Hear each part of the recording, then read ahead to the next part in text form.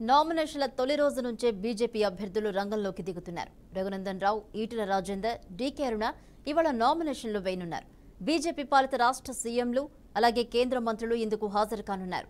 ర్యాలీలు, సభలతో అట్టహాసంగా నామపత్రాల దాఖలు చేసే కమలదళం కార్యాచరణ సిద్ధం చేసింది.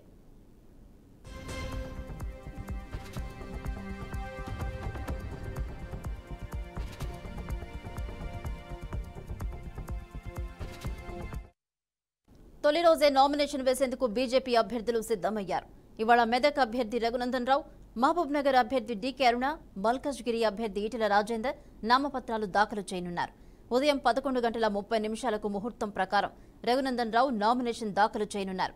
గోవా సీఎం ప్రమోద్ సావంత్తో పాటు పార్టీ రాష్ట్ర అధ్యక్షుడు, కేంద్ర మంత్రి కిషన్ రెడ్డి ఇందుకు హాజరు కానున్నారు. అనంతరం సాయంత్రం 4 గంటలకు మెదక్లో భారీ ర్యాలీ చేపట్టనున్నారు.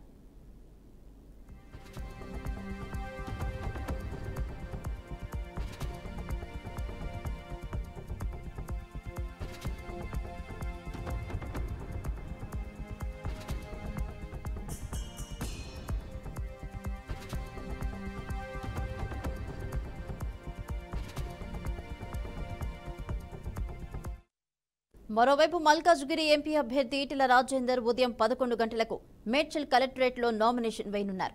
కేంద్ర మంత్రులు హర్దీప్ సింగ్ పురి, కిషన్ రెడ్డి శామీర్పేటలోని ఈటెల నివాసం సమావేశం అనంతరం ర్యాలీగా వెళ్లనున్నారు.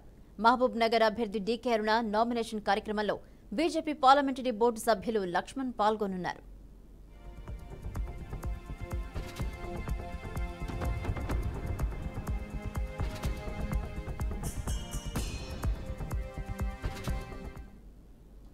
ఇక బీజేపీ రాష్ట్ర అధ్యక్షుడు, కేంద్ర మంత్రి కిషన్ రెడ్డి రేపు సికింద్రాబాద్ ఎంపీ అభ్యర్థిగా నామినేషన్ వేయనున్నారు. కిషన్ రెడ్డి నామినేషన్ కు రక్షణ శాఖ మంత్రి రాజ్నాథ్ సింగ్ హాజరు కానున్నారు. ఇవాళ సాయంత్రమే హైదరాబాద్ రానున్నారు రాజ్నాథ్ సింగ్. సికింద్రాబాద్ సిక్ విలేజ్ లోని జ్యువెల్ గార్డెన్ మాజీ సైనిక ఉద్యోగులతో సమావేశం కానున్నారు. కిషన్ రెడ్డితో పాటు ఖమ్మం అభ్యర్థి తాండ్రా వినోద్ రావు నామినేషన్ కు సైతం రాజ్నాథ్ సింగ్ హాజరు కానున్నారు.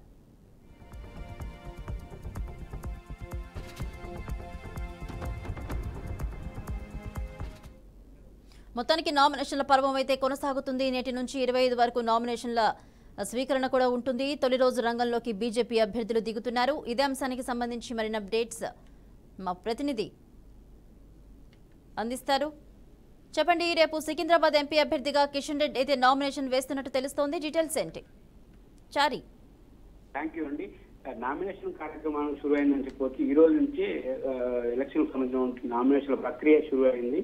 దీనిలో భాగంగా బీజేపీ కూడా తన ప్రతిష్టాత్మకంగా నామినేషన్ ప్రక్రియను కూడా ప్రతిష్టాత్మకంగా తీసుకోబోతుంది.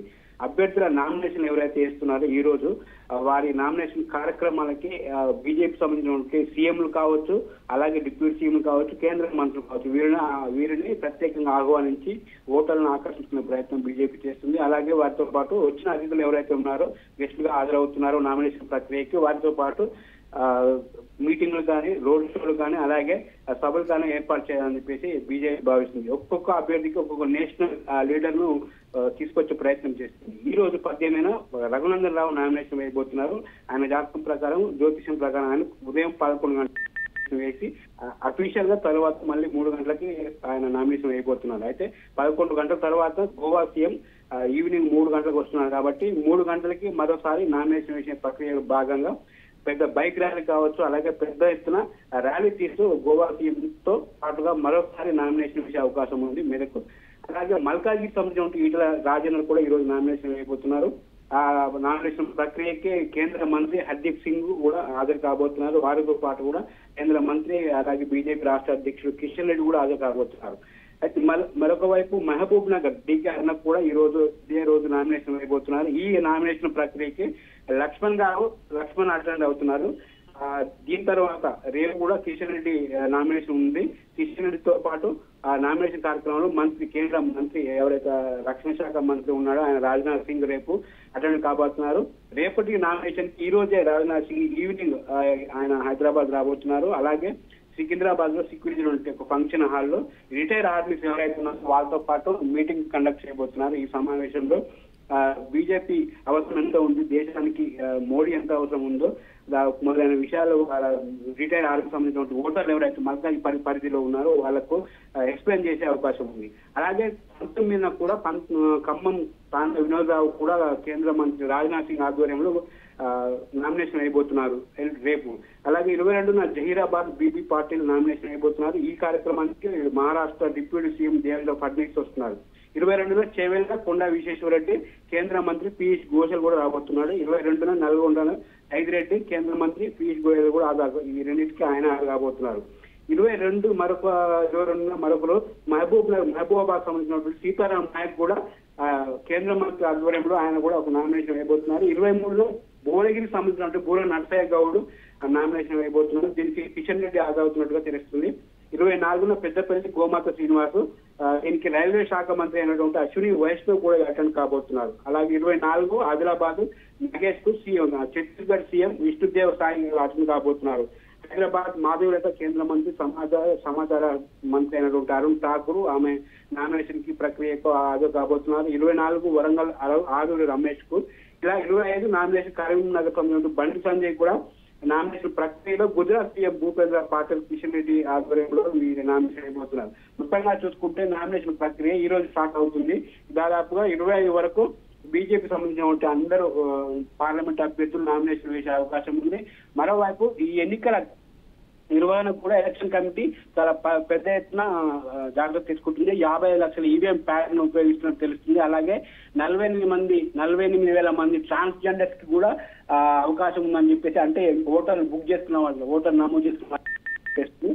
దేశవ్యాప్తంగా 97,000 కోట్ల మంది ఓటర్లు ఉన్న ఈ భారతదేశంలో 1,82,00,000 మంది ఈసారి 82 కోట్ల మంది కొత్త ఓటర్లుగా నమోదైనట్టు చెప్తుంది. అలాగే చారి, ఇవన్నీ చూసుకుంటే నామినేషన్ల పర్వం నేపథ్యంలో ఇటు మీటింగ్స్ కు సంబంధించి కావచ్చు, ర్యాలీలకు సంబంధించి కావచ్చు, దీనికి సంబంధించి ఎటువంటి జాగ్రత్తలు తీసుకుంటున్నారనుకోవచ్చు అవాంఛనీయ ఘటనలు జరగకుండా? రైట్ అండి. అయితే ఈ ర్యాలీ సంబంధించి కావచ్చు, ర్యాలీ తీసే సమయంలో కానీ, అలాగే మీటింగ్ కండక్ట్ విషయంలో కానీ ఇప్పుడు సోషల్ మీడియా చాలా ఎక్కువగా అయిపోయింది. సోషల్ మీడియాకు సంబంధించిన ఎటువంటి ప్రకటనైనా చాలా కీన్ అబ్జర్వేషన్ ఈజీ చేస్తుంది. ఎందుకంటే నిరంతర పర్యవేక్షణ చేస్తుంది కాబట్టి ఎలాంటి అభ్యంతరకరమైనటువంటి సోషల్ మీడియా పోస్టులు ఉన్నా కానీ, అలాగే నేతలు ఎవరైనా అభ్యంతరకరమైనటువంటి వ్యాఖ్యలు చేసినా వాళ్ళ పైన కఠిన చర్యలు ఉంటాయని చెప్పేసి ఈసీ ఇంత ముందే ప్రకటించింది. అలాగే ఎవరైతే సమావేశాలకు కావచ్చు, మీటింగ్ కావచ్చు, అలాగే ఎవరైనా డబ్బుల పంపిణీ కానీ, బహుమతులు కానీ ప్రలోభాలు పెట్టకుండా ప్రత్యేక ఏర్పాట్లు కూడా తీసుకోబోతుంది. దీంట్లో భాగంగానే కొన్ని చెక్ పోస్టులు కూడా ఈసీ ఏర్పాటు చేసి నిఘా ఏర్పాటు చేసి చెక్ చేస్తుంది. అలాగే బ్యాంకు లావాదేవీలకు సంబంధించినటువంటి కూడా ఈ లీడర్లు ఎవరైతే మీటింగ్ అటెండ్ అవుతున్నారో, అలాగే నామినేషన్ వేసే వాళ్ళు కావచ్చు, వాళ్ళ తరపున సంబంధించిన బంధువులు కావచ్చు, ఎవరైనా సరే వాళ్ళకి సంబంధించినటువంటి బ్యాంకు లావాదేవీల పైన కూడా ఈసీ నిఘా పెట్టింది. అలాగే ప్రైవేట్ విమానాలు కావచ్చు, అలాగే హెలికాప్టర్లకు ఉన్నటువంటి కొన్ని ప్రత్యేకంగా తీసుకొని కూడా వాటి చెక్ చేసే సమయంలో కూడా చెక్ చేయబోతుందని చెప్పి తెలుస్తుంది. అయితే ఎన్నికల కోడ్ ఉల్లంఘిస్తే మాత్రం కఠిన చర్యలు ఉంటాయని చెప్పేసి ఇప్పటికి ఈసీ ప్రకటించింది. 2100 అంటే 21 మందిని పరిశీలకులను కూడా వీటి గురించి నియమించడం జరిగింది. ప్రతి జిల్లాలో కూడా కంట్రోల్ రూమ్ అనేది ఒకటి ఏర్పాటు చేసింది ఎలక్షన్ కమిటీ. ఎన్నికల ప్రచారానికి మరోవైపు ఎన్నికల ప్రచారానికి పిల్లలు కూడా దూరంగా ఉండాలి. పిల్లల్ని ఎవరు వాడుకోవద్దు, సభలకు కానీ సమావేశాలకు కానీ. అలాంటివి వాడుకుంటే మాత్రం ఎవరైతే ఆ ఎలక్షన్ మీటింగ్ కండక్ట్ చేస్తున్నారో వాళ్ళపై కూడా ఫిర్యాదులు వస్తే మాత్రం వారిపై కఠినంగా శిక్షలు ఉంటాయని చెప్పేసి చెప్తున్నాను.